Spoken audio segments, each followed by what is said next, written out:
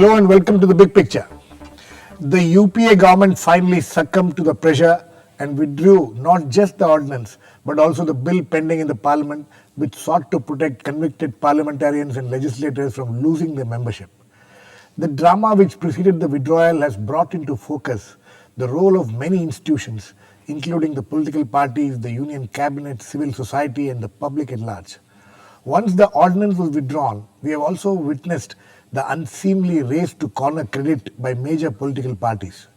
In all this, the real pros and cons of the need or otherwise for the intended legislation has got completely sidelined. The role of the social media also in putting pressure on all the players has been very significant. As far as the Congress party and Rahul Gandhi is concerned, it seems that they have won a Pyrrhic victory.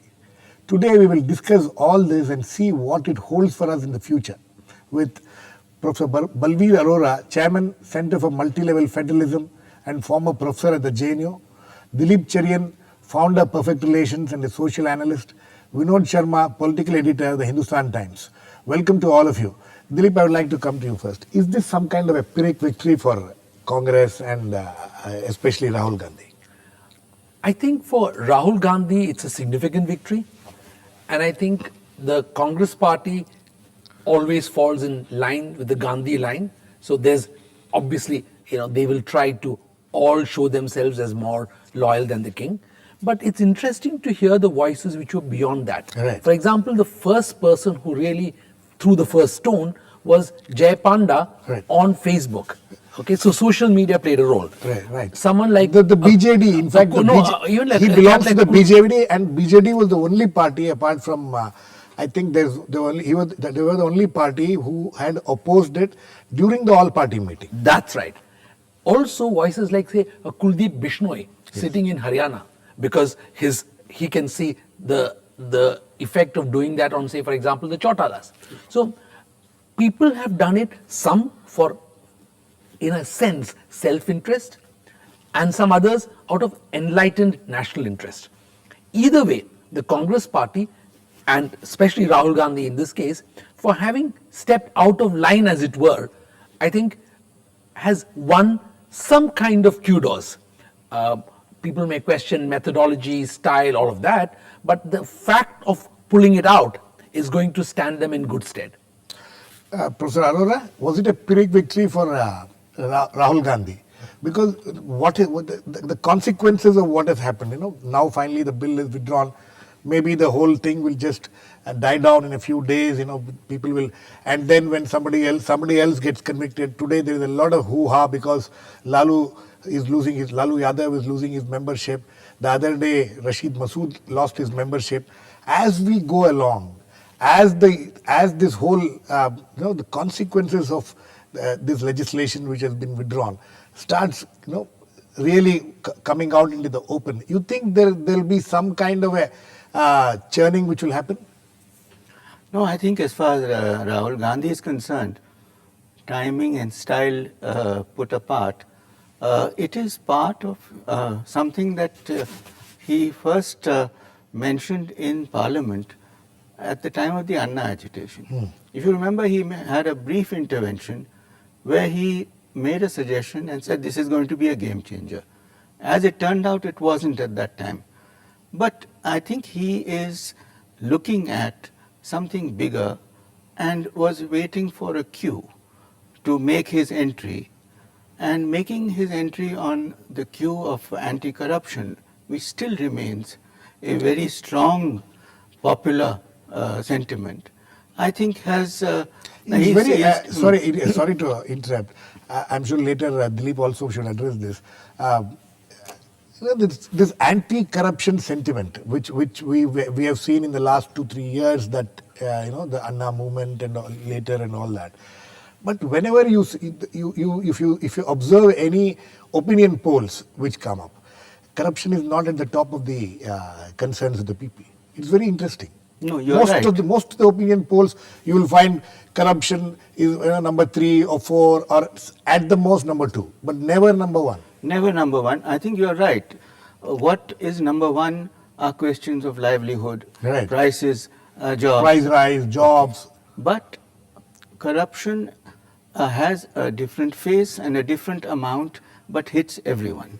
And I think the fact that they rank it third or fourth, but that everyone is affected by it, I think we should be sensitive to the potential. And we saw that in the Anna movement. So post Anna movement and all the SNS and other networks taking up.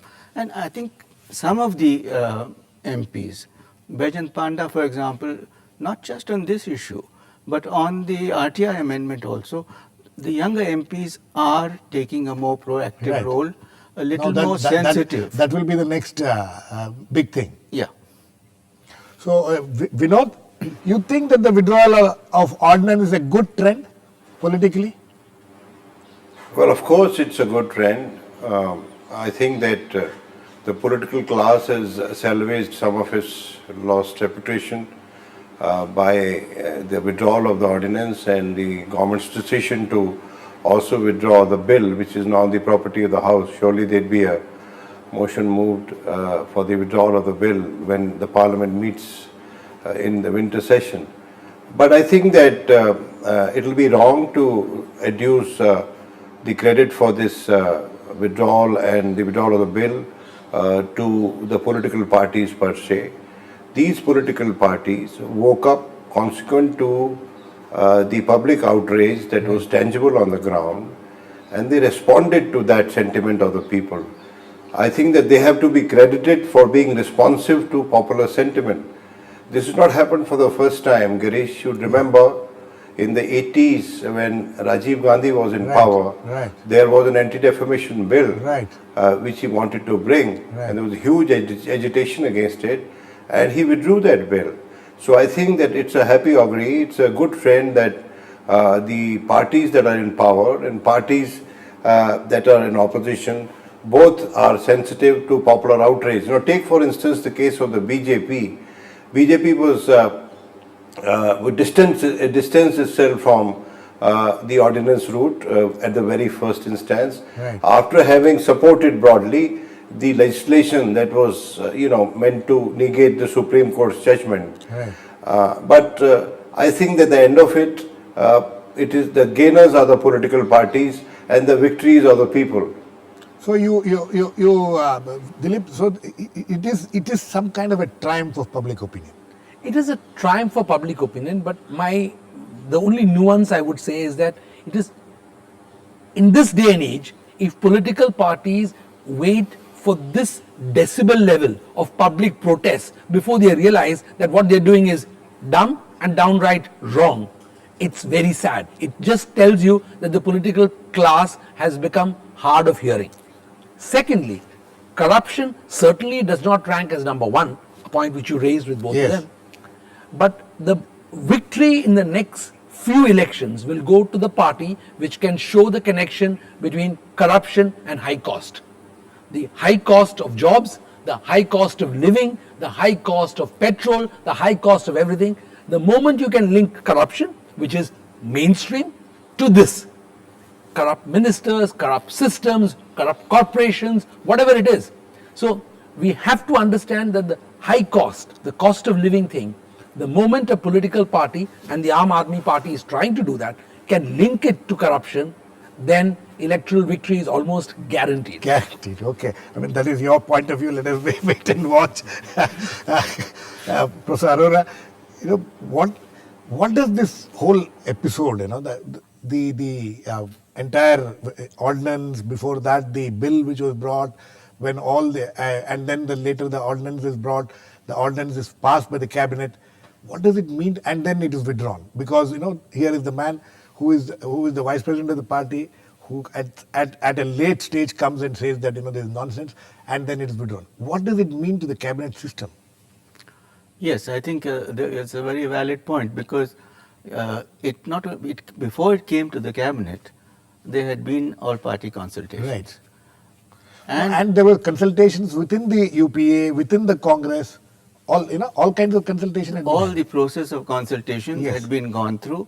It came to the cabinet. It went through. Where did the first alarm bell ring? It was on Raisina Hill. The president was the one who saw the danger in this, and I think But I would like to mention here that public opinion, triumph of public opinion, but by overplaying it, you have two dangers. One is that you build up an anti-politician sentiment Right. which spills over into an anti-parliament, Anti-politician, and you know, overall anti-political system. anti-political system. So that has ramifications. We can talk about that. And the second thing I think which is a danger is that one can ask the question, is the judiciary oversensitive to public opinion when it is delivering justice? I think that also needs to be factored Yeah, in. but we'll talk. But you tell me what does it mean to the cabinet system? This whole episode, what has happened? How does it affect the cabinet system? How does it, in future, if anything like this, when we look back, say after 5 years or so, when will there be what will be the impact this has had on future cabinets? In another political party comes and there is this very powerful individual in the party who doesn't agree with what his own government's cabinet takes decisions, and then the whole thing is upturned. Legitimacy of the cabinet system. Okay. No, I think it's part of a wider problem of party-government relations. Right. Normally, these things are sorted out well in time, in the sense that if the party has a line and wants to push the line, the government is brought to heel and Right. toes the line. And that is quite valid also. It's quite valid. Now, here what has happened is that the party itself did a rethink in the shape of his the virtually vice there president. was a rebellion within the ruling party against its own government. That's, I mean, if you say it in crude terms. No, I think it was seizing an opportunity, and I think Prime Minister Manmohan Singh reacted very maturely. I think there was a huge strident calls to him to resign because he'd been insulted and so on. But if you look at how he was insulted for the last 3 sessions of Parliament and not allowed to speak. Not just last 3 sessions. It's been I mean, happening even right through earlier. the right through. last so, nine so I years. think the due process has been followed. The cabinet has done a rethink. One expected the ordinance to be withdrawn. Withdrawing the bill is actually a change of policy, and the cabinet has changed its policy. It could have kept the bill. Vinod, during the Anna movement, what we had seen, the Lokpal bill, there was so much of agitation about the Lokpal bill, and one of the things which a lot of people were talking about, including some in the media, including several political parties and political leaders, was that we can't just succumb to this kind of public pressure and have some legislation just because some people want it. But here is a case where do you see any kind of connection between then what was being discussed and now what has happened? Well, you see, two things, First of all, I'd like to say that I'm not much worried about the cabinet system for the simple reason that the cabinet system with the primacy of the Prime Minister has been greatly compromised consequent to the coalition politics that we have seen in this country.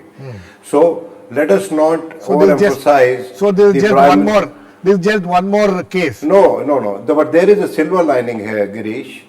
I think that it, to some extent, gives a semblance of a participatory democracy. Like if people can intervene and intervene forcefully in the middle of 2 elections and get something done which is the right thing to do, I think it is worth encouraging. The Anna movement was distinctive because Anna movement had a great maximalist approach.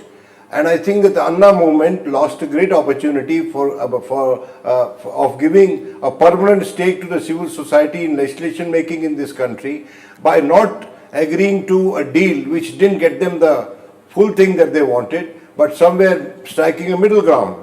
So I think that in this case, there was no organized movement. The movement was sought to be organized by certain forces, which my friend Cherian is saying that they are able to connect development with jobs and corruption with jobs and all that. This is sought to be done by this very party which supported the legislation in the House. The same party outside the House, wide a new face, who is not a member of the House yet, is trying to do this.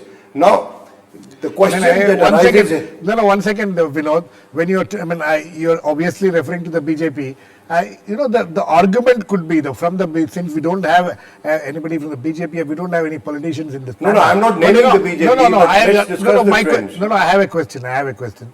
The BJP changed one of the arguments being made, or one of the charges being made by non-BJP party political leaders is that BJP changed its stand and things. If Congress could change its stand, why couldn't BJP change its stand? Precisely. That is what I'm saying, that nobody is adequately placed today to try and gain a high moral ground. All of them were on the same plane. Once they knew, may I tell you that in this din and bustle, in this halabalu, we are forgetting one basic thing, which point has been raised by the Samajwadi Party, right, maybe not adequately forcefully, that in this country, you have a 3-tier judicial redressal system. Right. Now, the member of parliament who is a lawmaker, will not get the advantage of moving the higher court before losing his membership. Right. And assuming that he loses his membership and gets acquitted by a higher court, and by that time the tenure of the House is over, the damage inflicted on him is reversible. In the reverse, if he is acquitted by the lower court and is held guilty by the higher court, right, what is the constitutionality of the policy that has been formulated on the strength of his word in a very divided polity? Absolutely. So all these issues are not being discussed. No, that is exactly the point. That is exactly the point. Competition to be on the right side, absolutely, and make the right political noises. Absolutely. Somebody must get up and bell the cat. And get people to understand this as well. In fact, in my introduction, I mentioned how the pros and cons of the bill itself has been completely sidelined. Dilip, this is another, in this process, in this halabalu, as Vinod calls it, and it's cacophony. In fact, what we have seen in this, and very highly moralistic cacophony, which we have seen, and media also has got succumbed into, sucked into this kind of a cacophony. The actual pros and cons of the bill, what can happen, the consequences of it, which earlier I was trying to ask Mr. Professor Arora, and I'll come back to him. Don't you think that has completely been sidelined, and there may be a situation in the future where suddenly people will find that what has been done is not correct? Just as in the case of the Lokpal bill, if you take this, sure, there are issues in the minutiae of the law which needed to have been argued, discussed, and included. Having said that, however, why is there this level of halabalu and public anxiety? Outrage. The anxiety is because of the fact that in the majority of cases, there is no doubt that these people don't belong to the House, whether it's the first level of judicial intervention, second, and appeal to the highest level, all of that. But for that one exception, you are creating a huge escape door for obvious criminality to continue to dominate Parliament. And why is the public anxious about it? Because the public has a perception, right or wrong, SP or JP or whatever it is, that the number of people involved in and therefore breaking the law and then involved in making our law is too high. That perception, as long as Parliament does not make effort to clear it up, public will continue to believe that. It's not about democracy. It's not just about, the people's right to vote and the nuances and the commas and the semicolons. They all completely got lost in this debate. Right. Professor Arora, don't you think that the actual law, as Vinod was pointing out, and in fact, just before this outrage, came to the open in the last few days. In fact, the outrage started when the cabinet cleared the ordinance. Till then, it was quite muted. The opposition was quite muted. Then suddenly it all broke out. And after that, we have not seen any sane discussion on the provisions of the bill. I think that's the big casualty, because this is a quick fix method. Right. And I think it's partly due to the fact of the personalities involved, and let's not forget, and the judicial process is to also partly to blame. 17 long years. I mean, that also makes people blood boil, saying that how is it that for 17 years the man is still around? I'm nothing personal against. There is another chief minister in this country who is also having a similar thing with the law for the last 17 years. So, and nothing has happened so far. So Nobody talks about it. Exactly. You see, I think there are two things here. One is due process. You are curtailing the rights of MPs to due process. The better thing would have been to discuss the bill and fast track these cases, so that you can at the same time satisfy public opinion by speedy justice and not abridge the rights of individual MPs as individuals to access the thing. The point which is being made by people which were being made, and now it's completely got muted because obviously the politicians think that talking about it at this point of time will bring down their own reputation. Many of them are very honorable people. Is that there is now a discrimination being made between an ordinary person facing a conviction and an elected person who is facing conviction. Yeah, and I think that is a worrying thing, because once you single out a category of persons, then what is the next category you will single out? Will it be police officers? Will it be bureaucrats? You see, you are now laying down a precedent that once you are convicted, a lot of bureaucrats get convicted, a lot of police people get convicted. So you have created a precedent which is not a very healthy precedent. I think the ideal thing would have been to give speedy justice. The second thing I want to mention is that, between one hears the voices of the two national parties, the big boys. The cases of corruption among the state parties is far higher. Perhaps they are less adept at it, perhaps they have fewer opportunities than what is available at the center. But the fact of the matter is that this is going to send a ripple effect. A lot of people are going to get affected, and if they are not able to appeal, I think you are going to have repercussions which perhaps will call for another call for another debate and call for another change in the law. Vinod Sharma, I want to concentrate in the last segment about the effect of this on the Congress party itself. You think that the Congress that the change of guard is quite evident now in the Congress party, or do you think that there is a one-off thing and things will be as usual after this? No, I think it's a case. I mean, it makes good copy, because oversimplification gives you a headline and a good intro. But I think it's a case of overinterpretation to suggest one intervention as a generational shift. It's an incremental process. But what's worrying me, Nikam, and I want to flag points which by your own statement, political parties are not raising because they think they want to be on the right side, they want to be politically correct. Absolutely. And it's fashionable to be, maximalist these days. But I'm worried that while there are so many checks and balances for the judiciary, before any judge is held culpable, while there are so many checks and balances for the civil services, before any civil servant is held culpable, and before any prosecution, and once any prosecution is launched against a bureaucrat. Yes, and once he gets acquitted, he gets all his benefits with retrospective. The lawmakers in this country are today without a safety wall.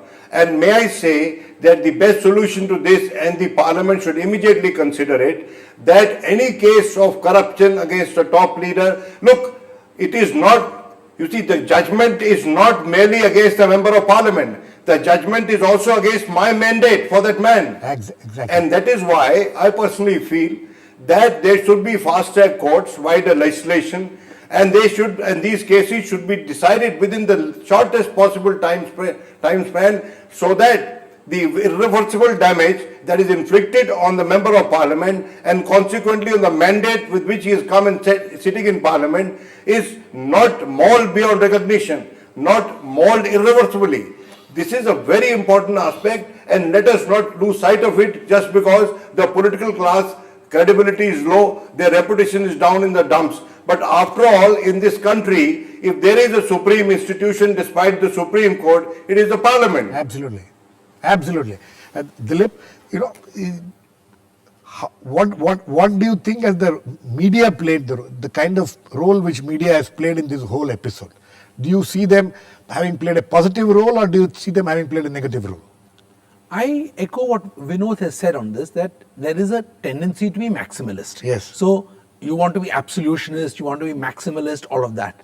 And that is a dangerous trend, and media has played a very, shall I say, a magnifying role of the of enhancing the dangers of the ordinance, right, and suppressing the need for a very careful legislation. Right. But I have an issue with, treating politicians as a special class, as I have with bureaucrats, as I have with judges. I'm just saying super classes are dangerous in a democracy of any kind.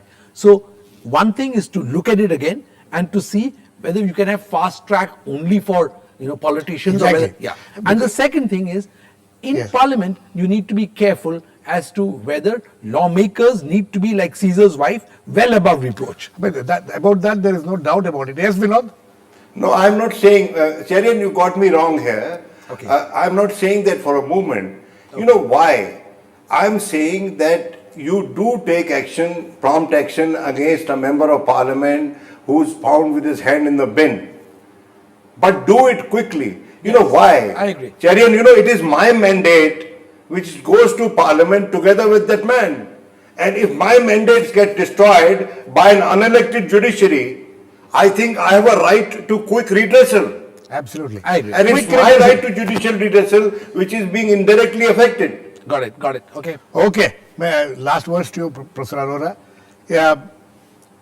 Would this have long-term repercussions? You think that this kind of victory which the public opinion seems to have got, partly at least, will lead to more and more, we saw it during the Anna agitation, the Lokpal bill. You think this will become a trend now?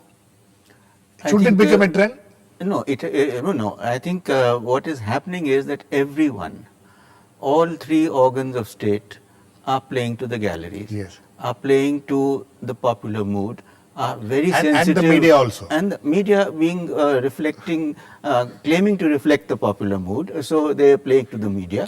But I think what is the danger here is that a lot of the serious issues involved, like for example the fact that a whole constituency goes unrepresented, exactly, because of maybe an error of judicial error, is something that needs to be thoroughly thought out. I think on that note we need to end. This has been a fruitful discussion without any noise. The fact of the matter is that, as Professor Arora finally said, all the organs are playing to the gallery, and media also is following. So there is a need for some sitting back and reflecting on what has happened and how such things, such playing to the gallery is not going to help in the long run. Lawmaking is a serious business, and I hope it will remain a serious business. Thanks to all my guests, Professor Balveer Arora, Dilip Cherian and Vinod Sharma. Please keep watching. We'll come back with another issue in Big Picture, same time tomorrow.